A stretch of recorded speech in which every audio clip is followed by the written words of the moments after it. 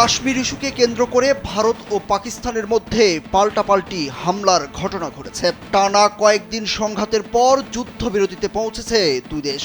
ভারত প্রথমে হামলা চালালেও পাকিস্তানের পাল্টা হামলার মাত্রা দেখে তাদের চোখ কপালে ওঠে। পাকিস্তানি হামলার মাত্রা দেখে ভারত হতবাক হয়ে পড়ে এবং পরে আলোচনায় আন্তরিকভাবে অংশ নেয়। মার্কিন সংবাদ মাধ্যম CNN সূত্রের বরাত দিয়ে নিজেদের লাইভ আপডেটে এই তথ্য জানিয়েছে।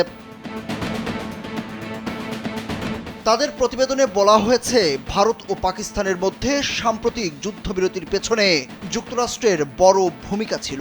এ ব্যাপারে যুক্তরাষ্ট্রকে একজন শীর্ষস্থানীয় কর্মকর্তা সাহায্য করেছিলেন বলে জানিয়েছে পাকিস্তান। নাম প্রকাশ না করার শর্তে তিনি সিএনএনকে জানান, দুদেশের মধ্যে তীব্র লড়াইয়ের পর যখন পরিস্থিতি নাগালের বাইরে চলে যাওয়ার আশঙ্কা তৈরি হয়েছিল, তখনই এই চুক্তির প্রেক্ষাপট তৈরি হয়। তিনি সিএনএনকে বলেন, শুক্রবার উভয় পক্ষ শান্তি চুক্তির পথে অগ্রসর হচ্ছিল। পাকিস্তান মনে করেছিল কূটনৈতিক সমাধান প্রায় চূড়ান্ত পর্যায়ে পৌঁছে গেছে, কিন্তু শনিবার ভোরে ভারত পাকিস্তানের 3টি বিমান ঘাঁটিতে ক্ষেপণাস্ত্র হামলা চালালে বেঁকে বসে ইসলামাবাদ। এরপর তারা ভারতের বিমান ঘাঁটি ও কাশ্মীর সীমান্তে সামরিক স্থাপনায় বড় ধরনের হামলা চালায়। পাকিস্তানের সেনাবাহিনী জানায়, এটি ছিল চোখের বদলে চোখ নীতি অনুযায়ী চালানো হামলা। পাকিস্তানের পাল্টা আক্রমণের এই মাত্রা দেখে হতবাক হয়ে যায় ভারত।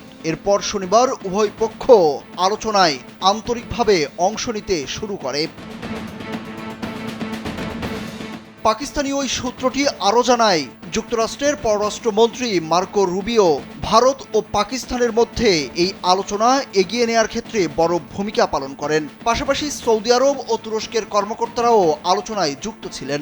শনিবার বিকেলের পর উভয় পক্ষ আর নতুন কোনো হামলা চালায়নি। এর 2 ঘন্টা পর আনুষ্ঠানিকভাবে যুদ্ধবিরতির ঘোষণা দেওয়া হয়।